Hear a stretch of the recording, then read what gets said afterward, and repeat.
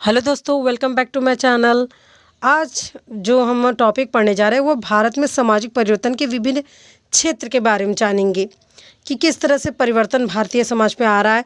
हालांकि इसमें कुछ बहुत सारे महत्वपूर्ण जो पॉइंट हैं उनको हम पहले भी जान चुके हैं कि किस तरह से उसमें बदलाव आया है। जैसे कि विवाह को लेकर जो टॉपिक है, हमने इसके बारे में विवाह वाले टॉपिक में पढ़ा था। और जो परिवार में जो आधुनिक परिवर्तन आ रहा है इसके बारे में भी हमने परिवार वाले टॉपिक में पढ़ चुका है। फिर भी आज यहाँ पे हम जब ये हमारा जो टॉपिक चल रहा है वो है निर्देशित सामाजिक परिवर्तन, तो इसको आगे बढ़ाते हुए हम आज इन सभी चीज़ों के बारे में जानेंगे कि किस तरह से भारत में सामाजिक परिवर्तन अलग अलग क्षेत्रों में हो रहे हैं। और साथ ही भारत में सामाजिक परिवर्तन की जो सीमाएँ थी, यानी जो बाधाएँ हैं, क्यों हैं, उनको भी जानेंगे जो समाजशास्त्रियों ने बताया है। तो भारतीय समाज में सामाजिक परिवर्तन के बहुत सारे क्षेत्र अब देखे जा सकते हैं।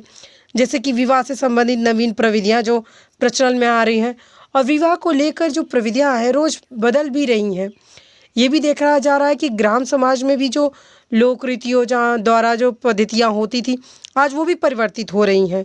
वहीं परिवार में आधुनिक परिवर्तन भी हो रहा है, जिसको हमने परिवार वाले टॉपिक में पढ़ा भी। किस तरह से परिवार में अब आधुनिक परिवर्तन आ रहा है, किस तरह से संयुक्त परिवार से एक ही परिवार बन रहे हैं। और कुछ परिवार ऐसे भी पाए जाते हैं जो संयुक्त होते हुए अलग अलग स्थान पर रहते हैं, लेकिन जैसे कोई विवाह वगैरह या शोक वगैरह या किसी मतलब मेन कोई कार्यक्रम होता है तो सभी एकजुट होकर उस कार्यक्रम को एक साथ करते हैं और एक साथ खाते पीते हैं। उसी तरह से जाति व्यवस्था में भी अब परिवर्तन देखा जा रहा है, स्त्रियों की स्थिति में भी अब परिवर्तन देखा जा रहा है। और ये भी देखा जा रहा है कि किस तरह से आजकल जो स्त्रियां हैं वो शिक्षा के क्षेत्र में किस तरह से प्रगति कर रही हैं।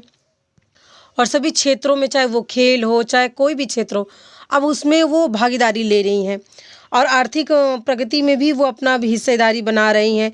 पहले तो स्त्रियां कहीं ना कहीं आर्थिक दृष्टि से अपना कार्य कर ही रही थी, लेकिन जो वो घर के चारदीवारी तक ही सीमित था। लेकिन अब लड़कियां शिक्षित होकर आर्थिक क्षेत्र में भी अपना योगदान दे रही हैं। स्त्रियों की शिक्षा को लेकर ही समाजशास्त्री पणिकर ने लिखा है कि स्त्रियों की शिक्षा और उनकी राजनीतिक जागृति ने उस कुल्हाड़ी को तेज कर दिया है जिसकी सहायता से हिंदू सामाजिक जीवन की जंगली झाड़ियों को साफ करना संभव हो गया है। इसी तरह से राजनीतिक क्षेत्र में भी अब स्त्रियां आ रही हैं, सामाजिक जागरूकता में भी अब उनकी वृद्धि हो रही है जो कि पहले नहीं था। पारिवारिक क्षेत्र में भी अब अधिकारों को लेकर उनमें भी कई बदलाव आए हैं। स्त्रियों को अब वो पहले जो हीन भावना से देखी जाती थी या परिवार में उनका उस तरह से वर्चस्व नहीं था, कोई मान सम्मान नहीं था, अब परिवार में भी मान सम्मान देखा जा रहा है। वहीं धर्म एवं नैतिकता के प्रभाव में भी काफ़ी कमी देखी जा रही है। मतलब धर्म का जो प्रभाव पहले एक रूढ़िवादिता जो थी वो ख़त्म हो रही है, ये बात नहीं है। ये भी देखा जा रहा है कि आज आधुनिक समय जब अपनी कहीं ना कहीं मनोस्थिति की वजह से या काम को लेके परेशान है तो ईश्वर के शरण में ही जा रहा है। ऐसा हमने कई टॉपिक्स में पढ़ भी चुका, लेकिन कहीं ना कहीं जो रूढ़िगत जो सोच थी वो नहीं है उसमें। तो इस तरह से हम कह सकते हैं कि धर्म और नैतिकता के प्रभाव जो थे, धर्म के रूढ़िवादिता वो ख़त्म हो चुके हैं। अब एक नैतिक प्रविधि लेके धर्म के अंतर्गत भी परिवर्तन आ रहे हैं। वही नियंत्रण के साधनों में भी अब बदलाव आ रहा है। जो कहीं ना कहीं नैतिकवादिता थी या जो रूढ़िगत जो परंपरा थी उसके अंतर्गत जो रह के नियमों का पालन होता था वो अब पालन नहीं देखा जा रहा है। सामाजिक संबंधों में भी अब बदलाव आ रहे हैं। अस्पृश्यता जैसी जो कमी भारत में पनपी थी वो भी अब ख़त्म हो चुकी है। श्रमिकों की स्थिति में भी आजकल सुधार देखा जा रहा है। इन सभी बातों से ये स्पष्ट होता है कि कहीं ना कहीं अब जो निर्देशित सामाजिक परिवर्तन है वो भारत में देखा जा रहा है। लेकिन इसके अलावा भी कई ऐसी प्रक्रियाएं हैं जो भारत में समाजशास्त्रियों द्वारा शोध करके पता लगाई गई, जैसे कि संस्कृतिकरण, पश्चिमीकरण, आधुनिकीकरण, लौकिकीकरण, नगरीय और औद्योगिकीकरण, सार्वभौमिक और स्थानीयकरण। इन सभी चीज़ों को हम आगे चल के पढ़ेंगे जो समाजशास्त्रियों ने दिया है। उनमें उन्होंने बताया कि किस तरह से भारत में परिवर्तन इन सभी क्षेत्रों में आ रहे हैं। भारतीय समाज किस तरह से मतलब जो परिवर्तन की प्रक्रिया है वो चल रही है समाज में। भारत में सामाजिक परिवर्तन की कुछ सीमाएं या फिर कुछ मतलब हम कह सकते हैं बाधाएं भी हैं।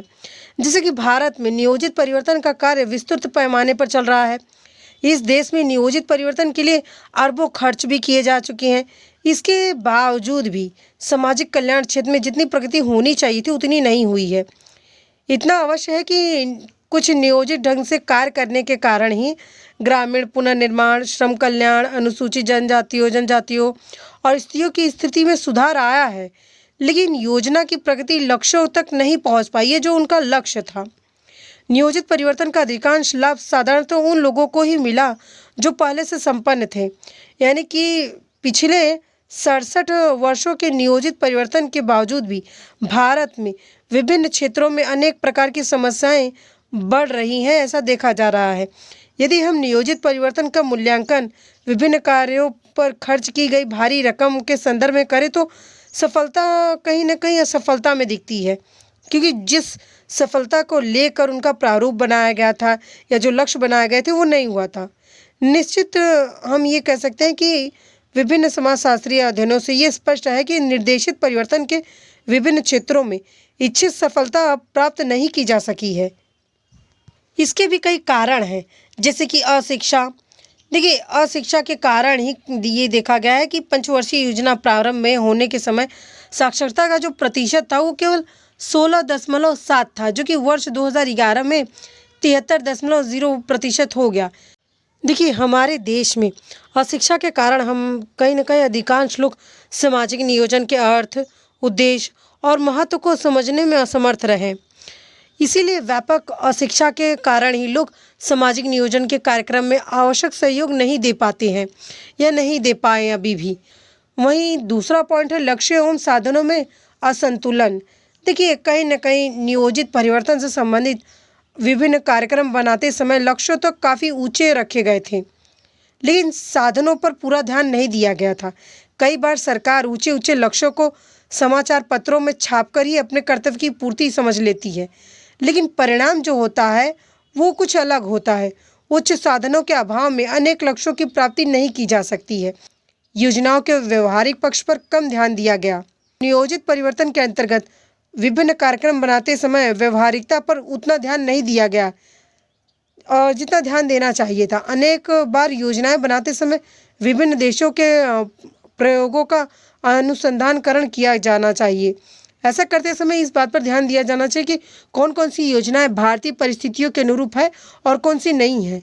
कुछ योजनाओं में दूरदर्शिता का अभाव देखने को मिला था, जिसके कारण कहीं न कहीं वो कार्यक्रम असफल रहीं। भारत में सामाजिक परिवर्तन की इन बाधाओं को आगे बताते हुए समाजशास्त्री चौथा पॉइंट बताते हैं, प्रशासन की अकुशलता थी या फिर स्वार्थ प्रदत्त जो भावना थी, ये भी एक कारण था, क्योंकि नियोजित परिवर्तन से संबंधित विभिन्न कार्यक्रमों का संचालन अधिकारियों द्वारा ही किया जा रहा था।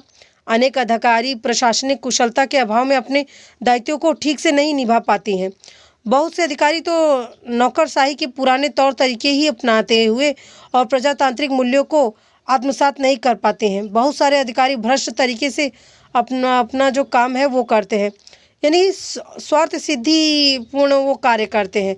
कहीं न कहीं कार्यक्रमों के सफल संचालन में ये एक बाधा का काम करता है। पांचवा पॉइंट समाजशास्त्री बताते हैं बाधा का, गुटबंदी और दलबंदी। देखिए, भारतीय राजनीति काफ़ी कुछ मात्रा में गुटबंदी और भाई भतीजावाद पर आधारित है। राजनीतिक दल की किसी भी अच्छे से अच्छी योजना की आलोचना करते समय ये चूकते नहीं हैं। अनेक राजनीतिक दलों की योजनाओं की सफलता में उचित रुचि नहीं रखते हैं जितनी असफलता में वो रुचि रखते हैं। इसका कारण ये है कि राजनीतिक दल सरकार का विरोध करना चाहते हैं और योजनाओं का विकास कार्यक्रमों के असफलता के आधार पर वे यह कार्य अधिक उत्तमता के साथ करते हुए नहीं देख सकते हैं। विभिन्न कार्यक्रमों में सफल बनाने में कुछ राजनीतिक दलों ने सहयोग भी नहीं देती, क्योंकि कहीं ना कहीं उन्हें डर होता है कि अगर ये कार्यक्रम सफल हो जाएगा तो कहीं ना कहीं जो हमारी सरकार है वो नहीं आ पाएगी। तो ये भी एक गुटबंदी या दलबंदी भी कहीं ना कहीं इन योजनाओं के असफल होने का कारण है। इसी तरह से सभी बाधाओं को बताते हुए समाजशास्त्रियों ने और एक पॉइंट बताया है, मानवीय और सांस्कृतिक कारकों की उपेक्षा। देखिए, किसी योजना का कार्यक्रम सफलता बहुत कुछ मात्रा में इस बात पर निर्भर होता है कि उसे बनाते समय लोगों की प्रथाओं, भावनाओं, मूल्यों और विश्वासों का ध्यान रखा गया है या नहीं। इन योजनाओं में इन बातों की कहीं न कहीं उपेक्षा देखी गई थी। वे अच्छी होने के उपरांत भी असफल रहे, क्योंकि कहीं न कहीं अनेक समाजशास्त्री अध्ययन करते समय या अध्ययन जो उन्होंने किया, उन्होंने बताया, जैसे खास करके समाजशास्त्री डॉक्टर दुबे, इन्होंने सामुदायिक विकास कार्यक्रम के अंतर्गत अनेक अच्छी से अच्छी योजनाओं के असफल होने का कारण सामाजिक और सांस्कृतिक कारणों की उपेक्षा माना है, क्योंकि कहीं न कहीं योजनाएं बनाते समय वहाँ की सांस्कृतिक रीति रिवाजों पर ध्यान नहीं दिया गया। इसी प्रकार से रूढ़ी एवं अंधविश्वास, ये पॉइंट भी बहुत महत्वपूर्ण है, क्योंकि कहीं न कहीं भारत में कई कार्यक्रम जब जाते हैं तो वो वहाँ पे जो कार्यक्रम होते हैं वो असफल हो जाते हैं, क्योंकि कहीं न कहीं जो रूढ़ियाँ हैं या जो अंधविश्वास है वो उनमें बाधा डालती हैं। 8वां पॉइंट है राष्ट्रीय चरित्र का अभाव। देखिए, भारतवर्ष में राष्ट्रीय चरित्र का नितांत अभाव पाया जाता है।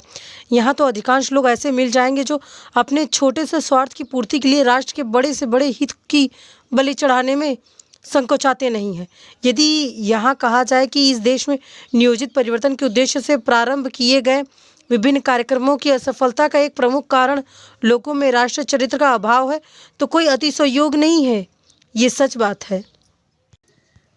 9वां पॉइंट है विश्वसनीय आंकड़ों का अभाव। देखिए, ये भी देखा गया है कि कोई भी कार्यक्रम तभी सफल होता है जहाँ पे अगर कोई आंकड़े दिए गए हैं उसी हिसाब से कार्य हो तो वो ज़्यादा सफल होते हैं। लेकिन देखा गया है कि कई बार जो आंकड़े हैं वो सही तरीके से सर्वेक्षण या शोध के द्वारा नहीं बताए गए होते हैं, क्योंकि कहीं ना कहीं जो काम करने वाले होते हैं वो ईमानदारी तरीके से काम नहीं करते हैं, या फिर कभी कभार ये देखा गया है कि जो कहीं मतलब कोई ग्राम है, वहाँ के जो मुखिया है या प्रधान है, उसने सही आंकड़े नहीं दिए कि यहाँ पे इतने हमने काम किए, इतना ये किया, कहीं ना कहीं वो स्पष्ट आंकड़े नहीं देता है और उन आंकड़ों पे वो पैसा तो ले लेता है कि हमने ये कार्यक्रम किया, ये कार्य कराया यहाँ अपने ग्राम में विकास के लिए, लेकिन वो कहीं ना कहीं कार्यक्रम नहीं हुआ रहता है।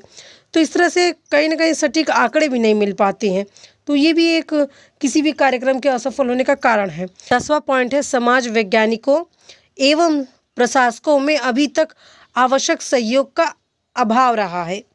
देखिए, इस पॉइंट में ये बताया गया है कि इस देश में आर्थिक नियोजन पर विशेष जोर दिया गया है, न कि सामाजिक नियोजन पर।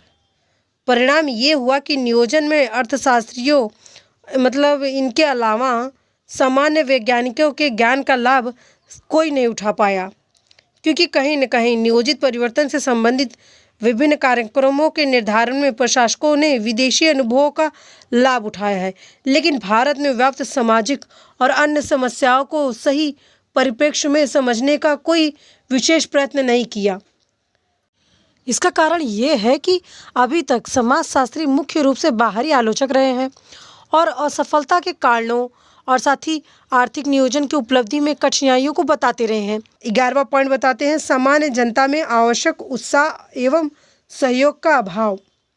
देखिए, ये भी देखा जाता है कि भारत में कहीं न कहीं प्रजातांत्रिक देश में कोई अच्छी योजना या सामाजिक परिवर्तन लाने की दृष्टि से प्रारंभ किया गया कार्यक्रम उस समय तक सफल नहीं हो सकता जब तक कि वहाँ की जनता में कोई उत्साह ना हो, जब तक कि वहाँ के जनता पूरी तरह से उसके लिए सहयोग ना दी। समाजशास्त्री ग्रिफिन तथा इनास का मानना है कि सहयोग के बिना कोई विकास संभव नहीं हो सकता, और ये सही भी है। देखिए, जब तक हम कोई भी कार्यक्रम या कोई भी नियोजन आ रहा है भारत में, उसके लिए पूरा सहयोग नहीं देंगे या जागरूक नहीं रहेंगे तो कभी भी वो कार्यक्रम सफल नहीं हो पाएगा। भारत में नियोजित सामाजिक परिवर्तन की सफलता के लिए ये आवश्यक भी है, और जो समाजशास्त्रियों ने इन पॉइंटों को या इन बाधाओं को बताया है, इन्हें दूर किया जाना चाहिए। समाज वैज्ञानिकों का सक्रिय सहयोग प्राप्त किया जाए, यानी जो सामाजिक वैज्ञानिक होते हैं इनका जो सहयोग हमें मिलता है या जो ये सहयोग देते हैं या अपने शोध द्वारा सभी चीज़ों को जो बताते हैं उन पे पूरा ध्यान दिया जाना चाहिए, तभी जाके कहीं ना कहीं जो समाज है इसमें कहीं ना कहीं निर्देशित सामाजिक परिवर्तन लाया जा सकता है।